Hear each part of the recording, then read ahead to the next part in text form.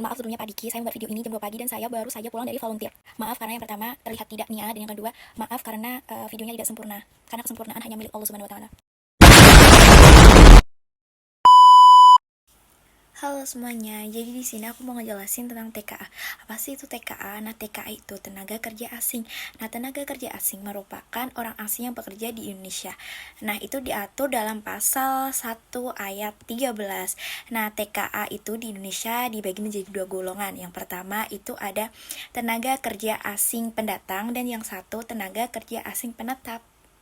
Orang asing pendatang yaitu mereka yang mendapatkan izin masuk dengan memperoleh hak untuk tinggal di Indonesia dalam waktu tertentu yang dikenal dengan tenaga asing pemegang visa. Selanjutnya, orang asing penetap merupakan orang yang diperbolehkan tinggal tetap di Indonesia dan memperoleh izin menetap dengan surat keterangan kependudukan yang dikenal dengan tenaga asing penetap atau tenaga asing domestik. Nah, selanjutnya penempatan tenaga kerja di Indonesia itu ada dua syarat. Yang pertama itu ada perizinan dan yang kedua pembatasan. Perizinan diatur pada pasal 2 ayat 1, yakni penggunaan TKA dilakukan oleh pemberi kerja TKA dalam hubungan kerja untuk jabatan tertentu dan waktu tertentu. Adapun pasal 42 ayat 1, yakni setiap pemberi kerja yang memperkerjakan tenaga kerja asing wajib memiliki izin tertulis dari menteri atau penjabat yang ditunjuk kecuali pegawai diplomatik dan konsuler. Syarat-syarat perizinan ada dua. Yang pertama ada ITAP dan yang kedua KITAP. ITAP adalah izin tinggal tetap. Nah, kalau KITAP merupakan kartu izin tinggal tetap. Pembatasan diatur pada pasal 7 Permenaker TKA. Yang pertama, TKA dilarang menduduki jabatan yang mengurusi personalia dan atau jabatan tertentu.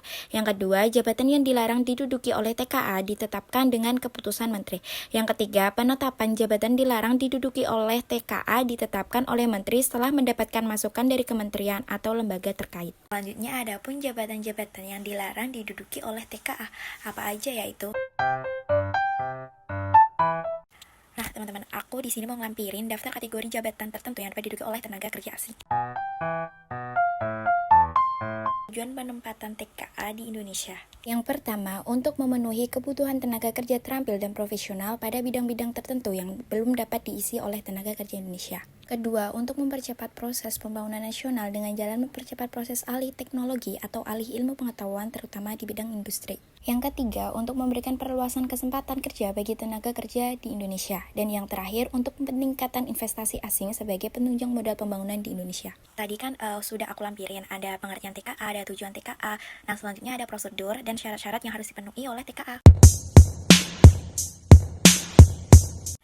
Nah, setelah ada prosedur dan syarat-syarat pastinya ada pengawasan terhadap TKA. Pengawasan atas penggunaan TKA dilaksanakan oleh pengawasan ketenagakerjaan pada kementerian dan dinas provinsi, pegawai imigrasi yang bertugas pada bidang pengawasan, pengawasan ketenagakerjaan yang sesuai dengan ketentuan peraturan perundang-undangan, pengawasan pendidikan dan pelatihan tenaga kerja pendamping dilakukan oleh pengawas ketenagakerjaan pada kementerian dan dinas provinsi yang membidangi urusan di bidang ketenagakerjaan. Mungkin itu saja yang bisa aku sampaikan, kurang lebihnya aku mohon maaf, semoga bermanfaat. Bye-bye.